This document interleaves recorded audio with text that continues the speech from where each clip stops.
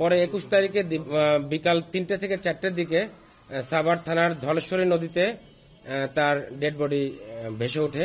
এলাকার লোকজন যখন তার মৃতদেহ দেখে চিনতে পারে, চিনবার পরে তার আত্মীয় স্বজন অর্থাৎ নানি, মামা এবং তার অন্যান্য যারা আত্মীয় স্বজন আছে তাদেরকে খোঁজ দেন এবং ওনারা এসে লাশ আইডেন্টিফাই করেন।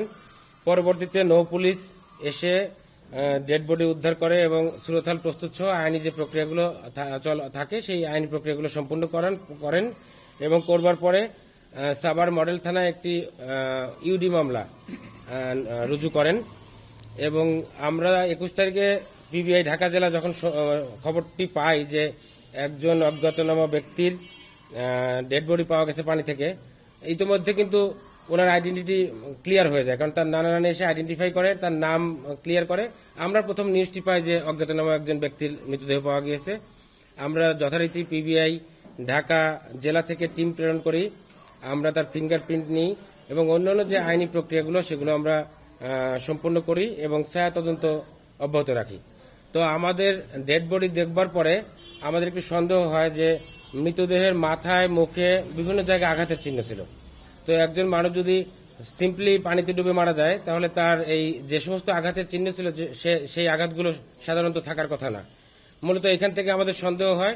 কিন্তু আগের যে কার্যক্রমগুলো চলছিল, অন্যান্য যে অর্গানাইজেশন যে কার্যক্রমগুলো করেছিল সাভার থানা বা নৌ পুলিশ, তাদের একটি ধারণা ছিল যে সম্ভবত একটা অ্যাক্সিডেন্ট, পানিতে পড়ে হয়তো তার মৃত্যু হয়েছে। তো আমাদের নিবিড় পর্যবেক্ষণে সন্দেহ তৈরি হয় এবং আমরা তখন থেকে কার্যক্রম শুরু করি। যেহেতু তার শরীরের বিভিন্ন জায়গায় আঘাতের চিহ্ন পাই, তখন আমরা তার অ্যাসোসিয়েট কারা ছিল তাদের সঙ্গে তার ওঠা বসা ছিল এবং আমি ইতিপূর্বে যেহেতু বলেছি যে সে একটু বখাটে হয়ে যায় বা তার যারা সঙ্গী বা তার যারা সঙ্গ ছিল তারা মূলত একটি সংঘবদ্ধ কিশোর গ্যাংয়ের সদস্য, মানে অন্যান্য যারা তার সঙ্গে মিশত তারা কিশোর গ্যাংয়ের সদস্য ছিল। তো আমরা এই আঙ্গিকে খোঁজ করতে থাকি যে তার অ্যাসোসিয়েট কারা এবং ঘটনার দিন 19শে ডিসেম্বর 2024 ঘটনার দিন সে কার সঙ্গে বের হয়েছে, কখন বের হয়েছে এবং আমরা ডিজিটালিও তার তথ্য সংগ্রহ করতে থাকি, তার সঙ্গে সর্বশেষ কার কথোপকথন হয়। এইভাবে কার্যক্রম অব্যাহত রেখে 21 তারিখে রাতে আমরা মোটামুটি তার কয়েকজন অ্যাসোসিয়েট পেয়ে যাই এবং তাদের মুভমেন্ট কোথায় ছিল, নদী, ওই ধলেশ্বরী নদীর কথা বললাম, নদীর আশপাশেই তার অবস্থান এবং তার যারা অ্যাসোসিয়েট তাদের অবস্থান আমরা আইডেন্টিফাই করি, কনফার্ম করি। তারপরে পর্যায়ক্রমে আমরা সন্দিগ্ধ হিসেবে একের পর এক আমরা দুইজনকে আমাদের হেফাজতে নিই। হেফাজতে নিয়ে নিবিড়ভাবে আমরা জিজ্ঞাসাবাদ করি। জিজ্ঞাসাবাদের একটি পর্যায়ে তারা আমাদের কাছে স্বীকার করে যে হ্যাঁ, তাকে আমরা সঙ্গে করে নিয়ে নৌকায় উঠি, অর্থাৎ রুদ্র, আমাদের ভিকটিম রুদ্রকে সঙ্গে নিয়ে রবিউল ওরফে হৃদয় এবং আরেকজন তার সহযোগী ফয়সাল আহমেদ, এই দুইজন এবং তাদের সঙ্গে আরো 3-4 জন ছিল, এই 4-5 জন মিলে তাকে মাদক সেবনের প্রলোভন দেখিয়ে নৌকা উঠায়। নৌকা উঠিয়ে তারা নৌকা ভ্রমণ করবে, আড্ডা দেবে, আনন্দ ফুর্তি করবে, এই ধরনের একটা প্রলোভন দেখিয়ে তারা নৌকা উঠায়। নৌকা উঠিয়ে তাকে প্রচুর পরিমাণে, আমরা যেটা বলে থাকি বাংলা মদ, তাকে প্রচুর পরিমাণে মদ খাওয়ানো হয় এবং মদ খেতে খেতে ডান্স করতে করতে একটি সময় সে নৌকা থেকে পড়ে যায়।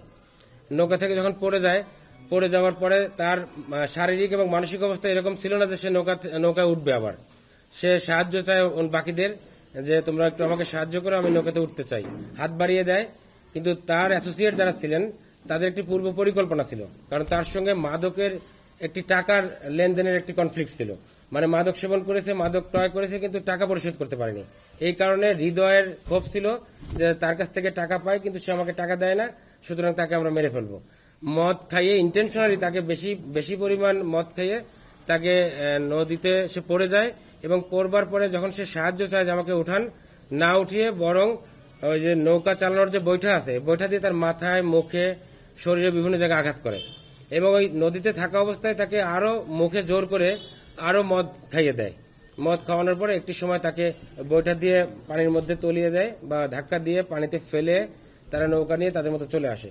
এসে তারা স্ক্যাটার্ড হয়ে যায়, তারা এসে তাদের মতো যার যার বাড়িতে চলে যায়।